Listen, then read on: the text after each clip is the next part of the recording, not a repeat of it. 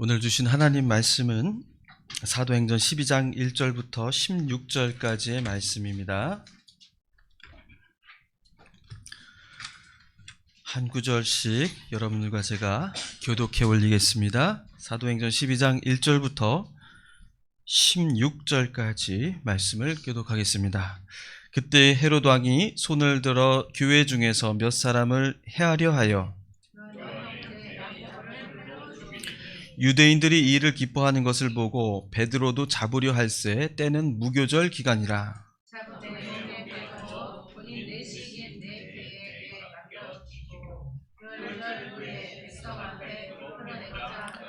이에 베드로는 옥에 갇혔고 교회는 그를 위하여 간절히 하나님께 기도하더라.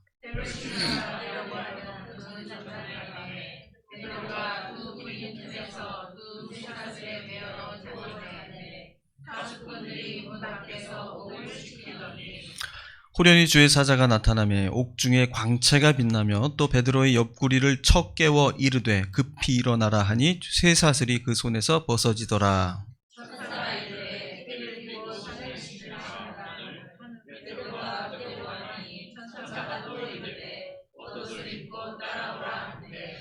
베드로가 나와서 따라갈새에 천사가 하는 것이 생시인 줄 알지 못하고 환상을 보는가 하니라.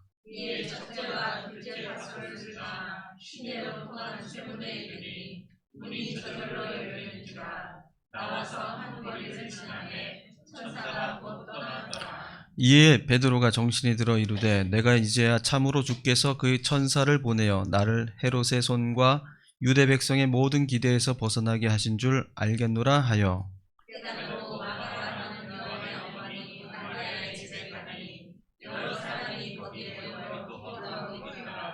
베드로가 대문을 두드린 대로 로데라 하는 여자아이가 영접하러 나왔다가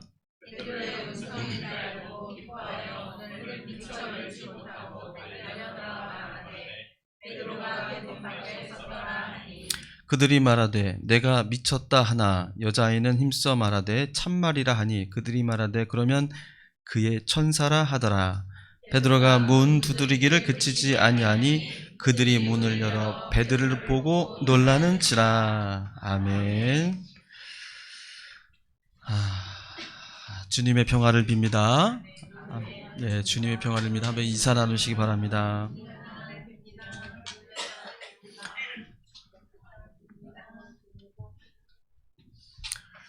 오늘 예배를 통해서 오늘 주시는 말씀이 우리 삶의 또 믿음의 능력이 되시는 귀한 말씀으로 우리에게 주어지시기를 축원합니다. 오늘 말씀을 시작하면서 우리 제목을 한번 같이 큰 소리로 한번 읽어봤으면 좋겠습니다. 시작. 믿는 자에게는 불가능은 없다. 아멘. 네, 어떻습니까? 여러분 정말로 그렇게 생각하십니까? 아멘이라고 하는 소리가 좀 작아요. 아멘이라고 자신 있게 대답하실 수 있는 분도 있고 여러 가지 생각이 드시는 분도 아마 있으실 겁니다. 우리는 분명히 성경에서 그렇게 배웠어요. 믿는 자에게는 능치 못할 일이 없다. 그렇죠? 빌립보서 4장 13절에서 그렇게 말씀하고 있지 않습니까? 우리가 잘 아는 구절이죠. 우리 또 주보에도 나와 있는데 4장 13절을 한번 같이 외우거나 읽어보겠습니다. 시작. 내게 능력 주시는 자 안에서 내가 모든 것을 할 수 있느니라. 아멘. 정말 좋은 말씀이죠. 은혜로운 말씀입니다. 능력 주시는 자 안에서 내가 모든 것을 할 수 있다. 얼마나 귀한 말씀입니까? 정말. 그런데 우리가 믿는 마음 가지고 능력 안에서 모든 것을 정말 할 수 있는가? 정말 우리에게는 믿는 자에게는 불가능이 없는 것인가? 이렇게 다시 한번 되물어보고자 합니다. 어떻습니까? 여러분의 우리 일생의 삶 속에서 정말 믿고 기도하였더니 불가능이 없었더라. 그렇게 체험을 정말 강력하게 하셨습니까? 저는 조금 아니신 분들을 좀 입장을 좀 대변해 보려고 합니다. 솔직히 말하면 그렇지 않은 분들이 더 많아요. 기도회에서 응답받았다는 사람들 얘기 많이 나오죠. TV를 틀어보면 기독교 방송에서도 나오고, 또 라디오 틀면 라디오에서도 간증하는 그런 분들 이야기 나옵니다. 전도지 보면 전도지에도 그런 간증들이 많이 나오죠. 간증책에도 있습니다. 많은 이야기들이 들립니다. 그런데 정작 나에게는, 나는 왜 기도를 했는데 그 기도에 응답이 되지 않는가라는 한 번쯤 그런 고민들을, 그런 믿음의 생각들을 깊게 해보셨던 경험이 있으실 것입니다. 왜 나에게는 기도한 그 결과, 그 응답이 나에게 주어지지 않는 것일까? 왜 그런 사건은 나에게 없는 것일까? 혹시라도 내 믿음에 문제가 있는 것이 아닐까? 내 믿음은 하나님이 인정하시지 않는 믿음인가? 여러분, 이런 생각이 찾아오면 마음이 어떻습니까? 큰 시험이 다가오는 거예요. 믿음의 회의가 생깁니다. 믿는 것에 의구심을 가지게 돼요. 과연 내 기도가 옳은 기도인가? 하나님은 정말 내 기도를 들으시는 것인가? 내 믿음은 지금 제대로 가고 있는 믿음인가? 이러한 것들이 우리가 신앙생활 하면서 느낄 수 있는 그런 솔직한 경험들이라고 봅니다. 우리는 오늘 이 말씀을 통해서 이 물음에 대한 답을 내릴 수가 있어야 돼요. 우리는 이 믿음의 한계선을 넘어서야 됩니다. 기도하면 반드시 응답을 받고 그 기도받는 사람에게는 능력이 있는 것이다, 하나님의 능력이 임하신 것이다라는 이 의미가 도대체 무슨 뜻인지를 우리의 보다 한 차원 높은 믿음의 눈으로 이 말씀을 우리가 받아들일 수가 있어야 합니다. 우리는 그 믿음 안에서 좌절하거나 또는 낙심할 때에 우리는 자꾸 뒤로 퇴보하거나 앞으로 나아가지 못하고 하나님과의 관계를 올바로 갖지 못하는 그러한 두려움의 신앙, 마지못해 하는 신앙, 이러한 습관적인 신앙으로 머무르는 경우들이 많이 있습니다. 우리는 이런 모든 것을 넘어서 진정한 믿음의 능력을 우리 모두가 경험케 되시기를 바랍니다. 오늘 말씀을 통해서 그 뜻을 한번 같이 나누고자 합니다. 오늘 말씀에서 어떤 일이 벌어지고 있습니까? 예루살렘 교회에 지금 피바람이 불고 있어요. 1, 2절을 보시면 이렇게 나와 있어요. 헤롯 왕이 교회에서 몇 사람을 해하려고 하여 요한의 형제 야고보를 칼로 죽이니, 이렇게 되어 있죠. 헤롯 왕이 교회의 사람들을 해치려고 하고 있는데 요한의 형제 야고보가 그 첫 번째 희생양이 되었다라는 거예요. 헤롯 왕이 교회 사람들과 특별히 야고보를 해하려는 그 이유가 무엇인가요? 3절에 나와 있죠. 이렇게 3절은 기록합니다. 유대인들이 이 일을 기뻐하는 것을 보고 라고 되어 있어요. 무슨 말이냐면 헤롯 왕이 교회 사람들을 죽이는 이유가 뭐예요? 유대 사람들에게 환심을 사기 위해서 죽였다라는 거예요. 그럼 헤롯 왕은 왜 유대인의 환심을 사려고 합니까? 헤롯 왕은 유대인들을 통치하는 총독이란 말이죠. 분봉왕이란 말이에요. 그래서 그 통치가 원활하게 폭동과 소요가 일어나지 않고 잘 통치가 되려면 그 사람들의 마음을 얻어야 돼요. 그거는 뭐 지금이나 옛날이나 똑같습니다. 마음을 얻지 못하는 지도자는 그저 내려오기 마련이에요. 그래서 환심을 산다라는 그 방법이 바로 뭐냐면 유대인들과 그리스도인들이 가지고 있는 이 갈등의 관계, 앙숙 관계를 이용한 거예요. 유대인들 입장에서 봤을 때 그리스도인들은 뭡니까? 우상 숭배자들입니다. 하나님을 믿지 않고 예수님을 하나님으로 받드는 우상 숭배자들이에요. 자기 민족의 입장에서 봤을 때는 민족을 배반한 역적들입니다. 그 앙숙 관계에 있을 때에 헤롯이 그리스도인들을 처단하고 숙청을 한단 말이죠.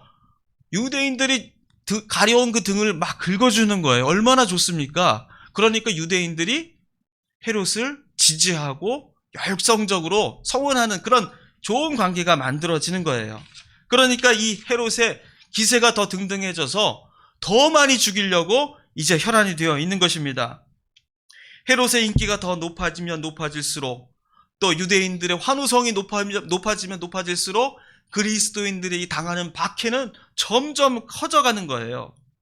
그러니까 이 3절 말씀은 사도 야고보를 죽이고 보니까 반응이 좋았다라는 것이고요. 내친 김에 헤롯은 예루살렘 교회의 수장인 베드로마저 죽이려고 했다라는 겁니다. 그런데 문제가 생겼죠. 3절 끝에 보시면 이렇게 되어 있어요. 베드로를 잡으려 할새 때는 무교절이었다, 이렇게 기록되어 있습니다. 무교절 기간에는 살생을 할 수가 없죠. 예수님도 마찬가지였어요. 그 기간 안에 걸려 있었기, 6월절 기간 안에 걸려 있었기 때문에 예수님을 유대인들이 직접 처단하지 못하고 로마에게 그 권한을 넘겨준 겁니다. 피를 보는 것을 꺼려했기 때문에 유대인들은 살생을 원치 않았습니다. 그 기간을 원치 않았어요. 그래서 유대인들을 배려해서 헤롯은 이제 이 베드로의 처형을 6월절이 끝나는 무교절이 끝나는 6월절 이후로 미룰 수밖에 없었습니다. 그동안 베드로를 옥에 가두게 되죠. 베드로가 옥에 갇히자 예루살렘 교회는 어떻게 했습니까? 열심히 하나님께 간절하게 기도했습니다. 5절에 그렇게 나와 있어요.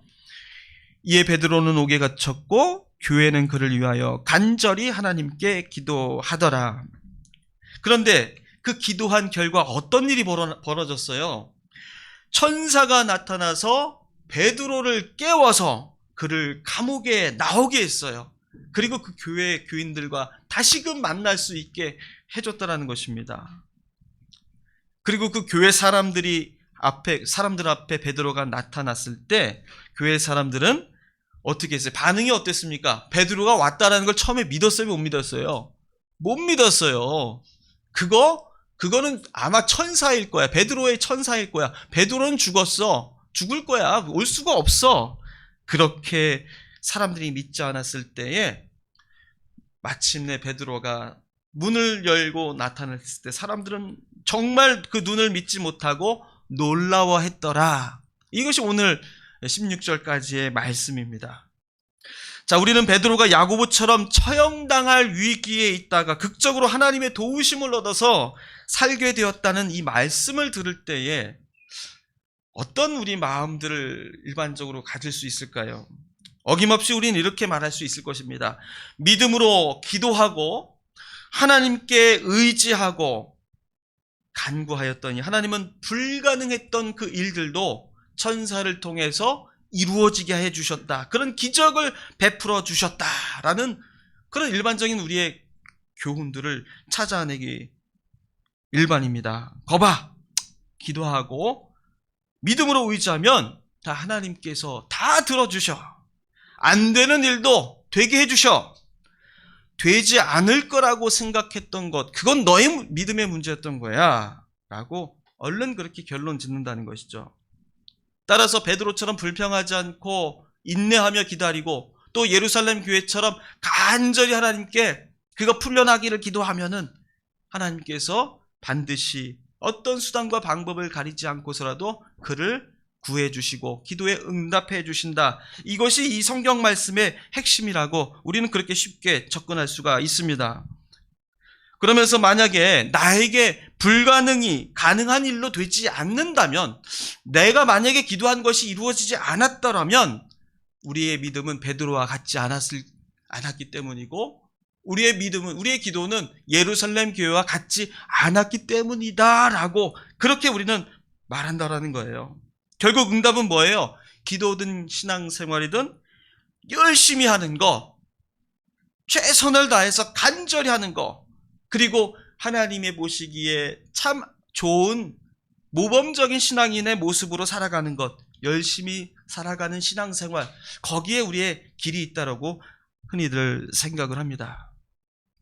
그런데 오늘 베드로의 사건은 끝까지 견디고 믿고 열심히 기도하면 불가능이란 없고 기도는 반드시 이루어진다는 것을 말씀해 주시려는 것에 그 뜻이 있는 것이 아니라는 것입니다.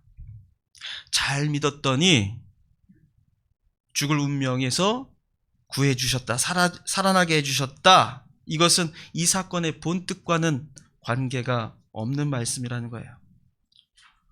이미 작고하신 목사님이지만 어느 유명한 목사님이 하는 말처럼 예수 잘 믿으면 삼박자 축복을 받는데 물질의 축복, 건강의 축복, 영적 축복을 받는다 이렇게 말하죠.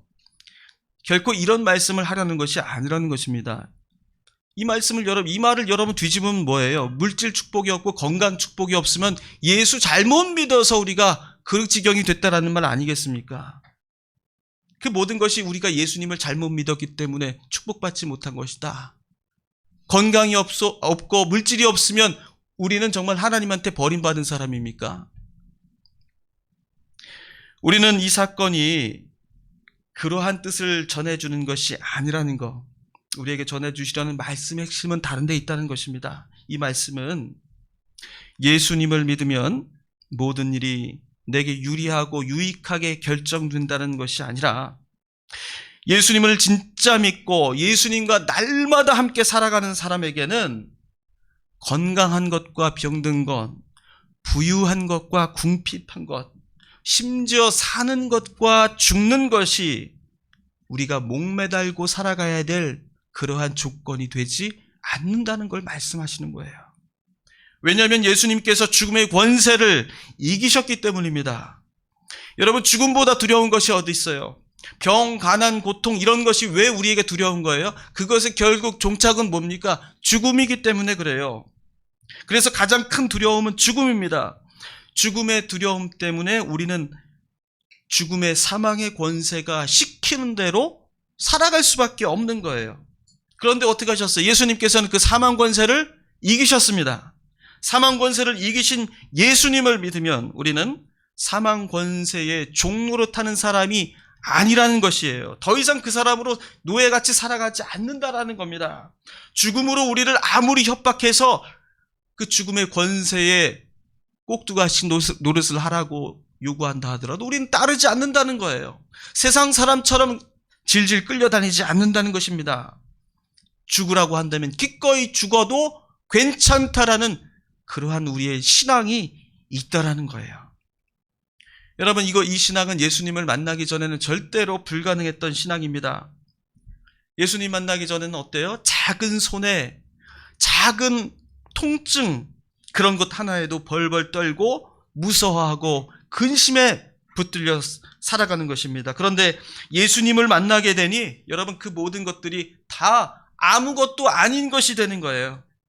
내가 그동안 별 볼 일 없는 것에 그렇게 붙들려서 휘둘리며 살았다는 걸 알게 되는 것입니다. 정말 예수님 믿기 전엔 불가능했던 일이죠. 도저히 고통, 질병, 가난, 죽음 이 모든 문제에서 우리는 결코 헤어날 수가 없었어요.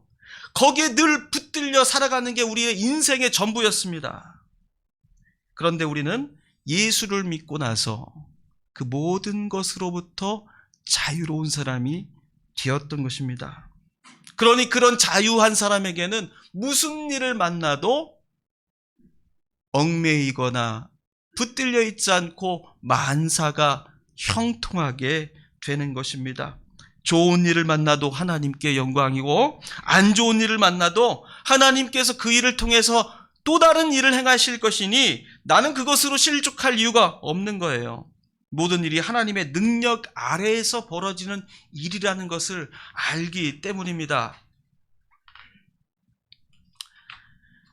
믿는 자에게는 불가능이 없다는 말을 우리는 종종 오해해 왔어요. 내가 원하는 대로 이루어질 것이란 말이 결코 아닙니다. 이렇게 믿는 사람은 언젠가는 하나님을 원망하게 되어 있어요. 불가능이 없다는 이 말은 내가 원하는 일들이 이루어진다는 말이 아닙니까? 무엇입니까?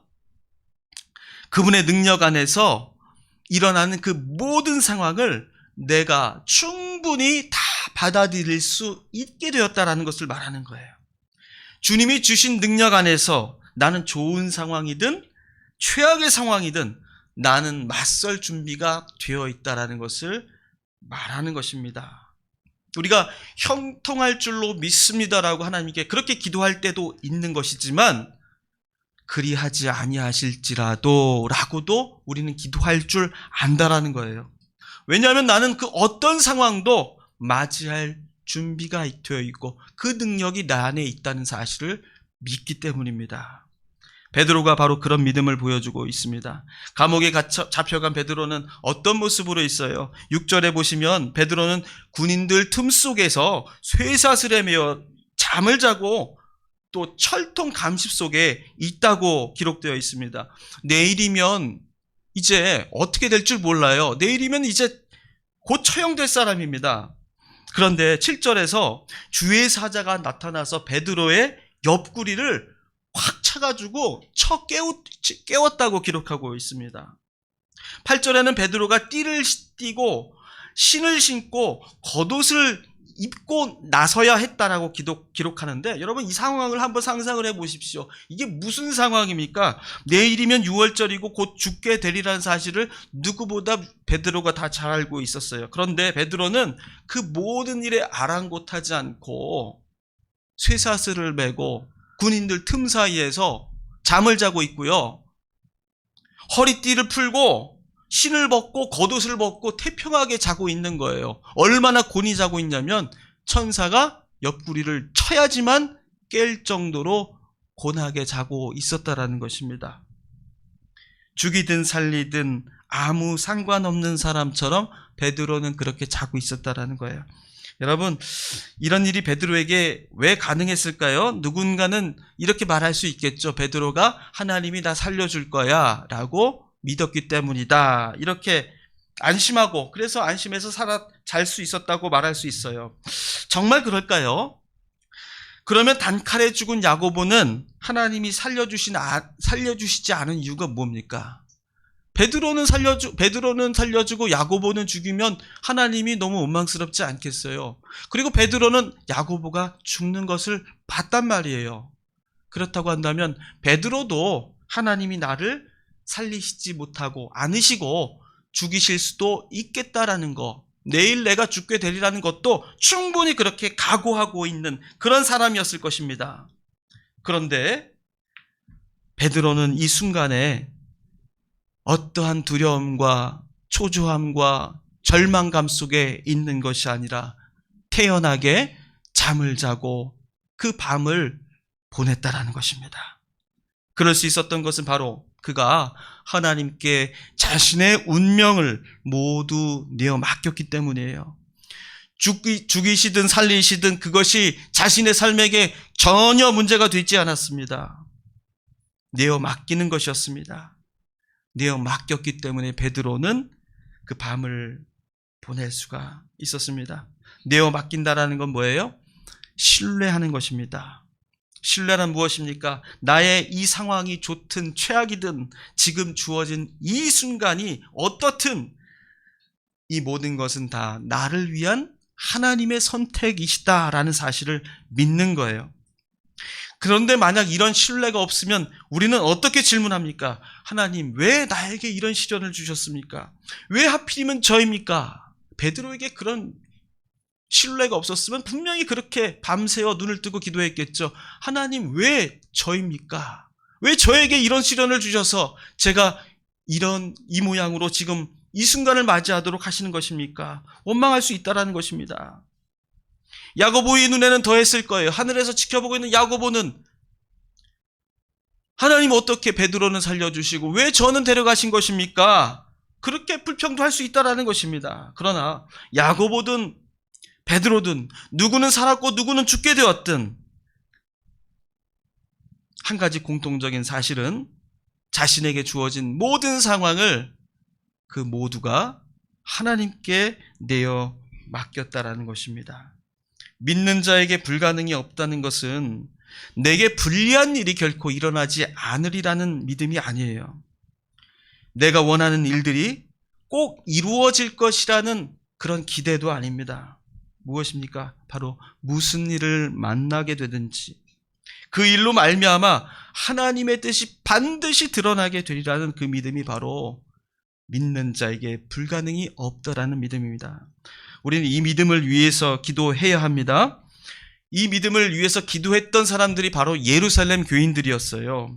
하나님께 맡기는 믿음, 그리고 하나님께 신뢰하는 믿음을 가지도록 베드로에게 힘을 주고 기도하고 스스로에게 그러한 기도를 하나님 앞에 드렸던 것입니다. 5절 말씀에 이렇게 기록하고 있죠. 다시 한번 읽어보면 이에 베드로는 옥에 갇혔고 교회는 그를 위하여 간절히 하나님께 기도하였더니, 교회는 기도를 했다는데 무엇을 기도했다는 것입니까? 교회는 베드로를 살려달라고 기도했을까요? 만약 그랬다면은 베드로가 살아 돌아왔을 때 교회의 반응은 뭐여야 했어요?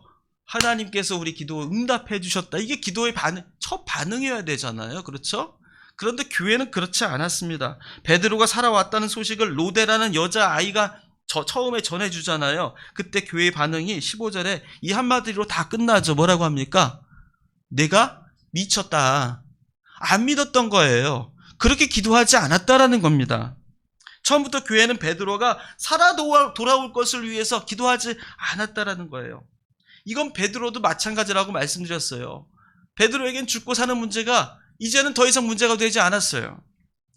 베드로가 자신의 구출을 위해서 기도했다면 천사가 나타났을 때에 드디어 하나님께서 나를 구원해 주실 사자를 보내주셨구나 하고 맞이했어야죠. 눈을 뜨고 기다렸어야죠. 어떻게 밤새도록 옆구리를 치도록 모르고 잠을 잘 수가 있겠습니까?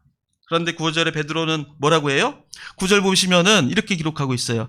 베드로가 나와서 따라갈새 천사가 하는 것이 생시인 줄 알지 못하고 환상을 보는 거 아니라, 지금 천사를 보고 따라가면서도 이게 꿈이라고 생각을 하는 거예요. 무슨 말입니까? 베드로도 나를 살려달라고 주님 여기서 감옥에서 나가게 해주세요라고 기도하지 않았다라는 겁니다. 베드로나 교회나 기도했어요. 그러나 그 기도는 나를 여기서 곤경에서 구해달라는 기도가 아니라 다른 기도였다라는 것입니다. 그 기도가 무엇입니까? 사도행전 4장 29절에 나와 있죠. 아니죠.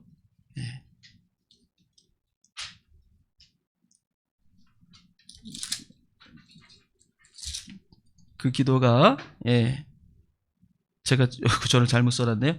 제가 한번 읽어보겠습니다.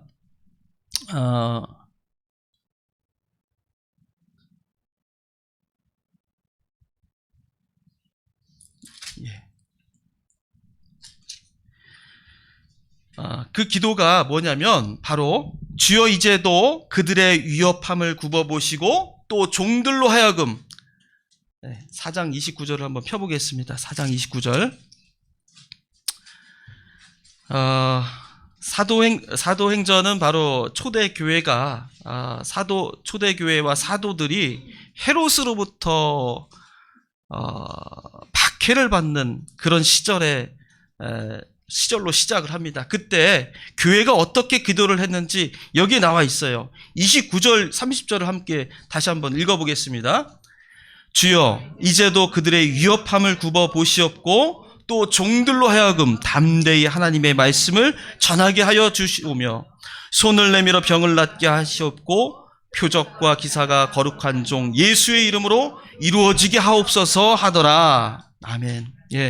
그들이 그 박해를 당하고 헤롯으로부터 죽임을 당할 때에 그들이 했던 교회의 기도는 뭐냐면 살려다는 기도가 아니라 담대하게 이 죽음의 상황에서도 복음을 전할 수 있게 해달라고 기도를 드렸다라는 거예요. 이 기도가 바로 우리의 기도가 되어야 한다는 것입니다.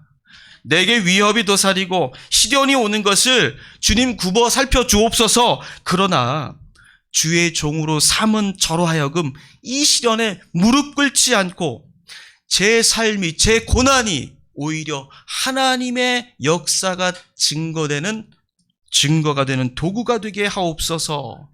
그러함으로 나를 담대하게 하소서라고 기도했다라는 것입니다. 빌립보서 4장 13절 우리가 아까 읽었지만요. 내게 주시는 자 안에서 내가 모든 일을 할 수 있다는 이 성경 말씀의 가르침, 바울의 가르침은 이것입니다. 모든 일을 할 수 있다는 것은 내가 어떤 형편에 있든지 주 안에서 만족할 수 있는 믿음을 알게 되었다라는 거예요. 11절, 12절을 우리가 함께 같이 읽어봐야만 그 뜻이 온전히 드러나게 됩니다. 함께 읽어보겠습니다. 내가 궁핍함으로 말하는 것이 아니라 어떤 형편에든지 나는 자족하기를 배웠노니 나는 비천에 처할 줄도 알고 풍부에 처할 줄도 알아. 모든 일 곧 배부름과 배고픔과 풍부와 궁핍에도 처할 줄 아는 일체의 비결을 배웠노라. 아멘. 내가 배고픔과 배부름과 풍부함과 궁핍함과 그 모든 것에 다 처할 줄 아는 그 모든 비결을 내가 배웠다라는 것. 그것이 곧 능력을 주시는 자 안에서 내가 모든 것을 할 수 있다라는 믿음의 요체라는 것입니다. 우리 성경에도 그러한 인물이 있어요. 욥도 바로 그런 사람이었습니다. 욥이 수많은 시련을 겪게 되죠. 말도 못하는 고통을 겪게 됩니다. 아니, 이렇게 믿는 사람도 이렇게 고통 당해도 되나? 옆 사람이, 지켜보는 사람이 안타까울 정도로 그런 심한 고통을 겪게 됩니다. 그 가운데서도 그 믿음의 중심을 지켰던 사람이 바로 욥이었죠. 욥이 한 이 말 한마디가 욥의 신앙 전체를 대변해주는 귀한 말씀이 있습니다. 욥기 2장 10절 말씀이 그런 말씀인데요. 찾아보실 수 있는 분들은 한번 찾아보시고요. 욥기 2장 10절 말씀에 이렇게 기록되어 있습니다. 그가 이르되 그대의 말이 한 어리석은 여자의 말 같도다. 우리가 하나님께 복을 받았은즉 화도 받지 아니하겠느냐. 이 모든 일에 욥이 입술로 범죄하지 아니하니라. 자, 여기서 중요한 말씀은 바로 뭐냐면 우리가 하나님께 복을 받았은즉 화도 받지 아니하겠느냐라는 말씀이에요. 하나님을 욕하고 확 죽어버리라는 그 아내의 말에 욥이 이렇게 대답한 것입니다. 이거를 공동번역 성경으로 읽으면 이렇게 되어 있어요. 우리 같이 한번 따라해 보겠습니다. 우리가 하나님께 좋은 것을 받았거늘 어찌 나쁜 것이라 하여 거절할 수 있겠소. 아멘. 예. 우리가 하나님 앞에 좋은 것을 받죠. 그러면 하나님이 나쁜 것을 나에게 주더라도 제가 어떻게 그것을 거절할 수가 있습니까? 그 모든 것이 하나님에게서 나온 것이라면 저는 그것이 좋든 싫든 하나님의 뜻으로 알고 받겠습니다. 그것이 욥의 신앙이었어요. 바울의 신앙이 바로 그랬습니다. 고린도후서 11장 16절 이하에 거기에 보면 바울이 겪었던 온갖 고난의 이야기들이 자랑처럼 늘어져 있어요. 나는 말이지 누구보다 감옥살이 더 많이 했고 매도 더 많이 맞았고 죽을 뻔한 고비도 수차례 넘겼고 줄이고 목마르고 추위에 떨고 헐벗었던 삶은 아주 예산일처럼 그렇게 살았던 사람이야. 이렇게 자랑처럼 자신의 고난의 이야기를 늘어놓습니다. 바울은 그 와중에 자신에게 있었던 육체의 가시를 하나님을 빼달라고 구했었죠. 그런데 하나님은 그 작은 소원마저도 들어주지 않았어요. 그런데도요, 바울은 하나님을 원망하지 않았어요. 그것이 자신의 믿음을 흔들 만큼의 문제가 결코 아니었던 것입니다. 왜냐하면 바울에게는 그 어떤 상황도 내가 맞이할 수 있고 부딪힐 수 있고 그것에 만족할 수 있는 일체의 비결을 그가 알았기 때문인 것입니다. 그 능력이 내 바깥에 있는 어디서 오는 것이 아니라 바로 내 안에 하나님께서 주신 그 하나님의 능력이 내가 그 모든 것들을 부딪혀 이겨낼 수 있는 능력임을 깨닫게 된 것이에요. 여러분, 믿는 자에게 불가능이 없습니다. 이 말씀은 진리입니다. 우리는 모든 것을 겪을 준비가 되어 있기 때문이에요. 그 능력을 여러분 모두에게 다 허락하셨기 때문입니다. 모든 일을 통해서 끝내 선을 이루시는 그 하나님을 우리는 결코 의심하지 않고 신뢰하기 때문이에요. 우리가 믿음이 한층 더 성숙해져야 합니다. 우리의 기도가 한층 더 성숙해져야 해요. 어려움을 당하는 것이 아니라 어려움을 맞이하는 그 능력을 우리에게 주셨음을 여러분들 믿으시기를 바랍니다. 교회와 가정과 자녀와 또한 사업의 일들을 두고서 여러분 기도하실 때 왜 하나님께서 내 기도에 응답하시지 않으시는가, 이렇게 우리에게 의구심이 들 때에 우리는 그 믿음의 한계선을 한층 넘어서는 모험을 감행해야 합니다. 우리는 더 이상 죽음의 노예가 아니요, 내 손에 쥐어지는 만족감으로 살아가는 신앙이 아니요, 하나님이 내 삶의 주인이시고 하나님이 나에게 좋은 것도 나쁜 것도 주실 수 있는 나의 주인이시라는 사실을 내가 믿고 의지할 때에는, 여러분, 우리 삶에 무엇이 나에게 다가오든지 나는 두려워하지 않고 겁내지 않고 주저하지 않고 그 모든 것을 뚫고 나갈 수 있는 믿음이 있다는 사실을 알게 되는 것입니다. 우리는 예수님 믿기 전에 노예의 삶을 살았어요. 그 모든 것에 다 멍에를 메고 족쇄를 차고 그렇게 우리는 거기에 끌려다니는 삶을 살았습니다. 그런데 예수를 믿고 나서 우리는 이제 자유인이 된 거예요. 모든 구속에서 벗어난 사람들이 된 것입니다. 그러면 그렇게 살아야 되지 않겠습니까? 그렇다면 우리의 기도도 달라져야 할 것이고, 우리가 고난과 어려움과 문제를 만나며 하나님께 기도한 우리의 모습도 달라져야 한다는 것입니다. 우리에게 여러분 새로운 능력을 달라는 게 아니에요. 이미 예수를 믿음으로 그 예수의 사망 권세를 이기신 그 능력이 우리의 능력이 이미 되었어요. 우리에게 주어진 그 능력이 바로 우리가 모든 것에 비천에도 처할 줄 알고 풍부에도 처할 줄 아는 그 능력이 되심을 여러분 기쁨으로 고백하시며 우리가 누리시기를 바랍니다. 교회 여러 가지 일들로 여러분 오랫동안 그렇게 어려움 속에서 기도해 오신 줄로 압니다. 여러분, 우리는 비천에도 처할 줄 알고 풍요에도 만족할 줄 알고 모든 것에 족할 수 있는 그런 일체의 비결을 가진 주님의 성도라는 사실을 우리가 믿음으로 주님 앞에 감사함으로 고백할 수 있기를 축원합니다. 함께 기도하겠습니다. 하나님, 우리에게 귀한 능력을 주셨습니다. 죽음의 권세를 이기고 세상에 복종하지 않고 하나님이 주시는 그 모든 것에 만족하며 살아갈 수 있는 일체의 비결을 안고 살아가는 성도임을 깨닫습니다. 하나님, 우리에게 주어진 모든 어려움들, 주님, 때로는 그것이 우리에게 시련으로 다가올지라도 주님, 나에게 주신 그 능력으로 모든 것을 이겨낼 수 있습니다. 그 모든 것을 우리가 헤쳐나갈 수 있고 또 모든 것에 처할 줄 아는 우리는 그러한 능력을 지닌 자들입니다. 이 고백을 주님 앞에 드릴 수 있는 저희들 되게 해 주시옵소서. 그래서 우리의 삶이 주 안에서 언제나 만족을 누리고 주 안에서 풍요로움을 느낄 수 있는 자유인으로 살아가는 저희들 되게 하여 주시옵소서. 우리 앞에 결단이 있어야 할 줄로 믿습니다. 우리가 주어진 그 어려움들과 우리 상황들을 우리 믿음으로 이겨나갈 수 있는 결단을 또한 우리에게 허락해 주셔서 주님, 우리의 믿음이 주님과 동행하시는, 주님께서 우리를 인도하여 주시는 강력한 증거가 되게 하여 주시옵소서.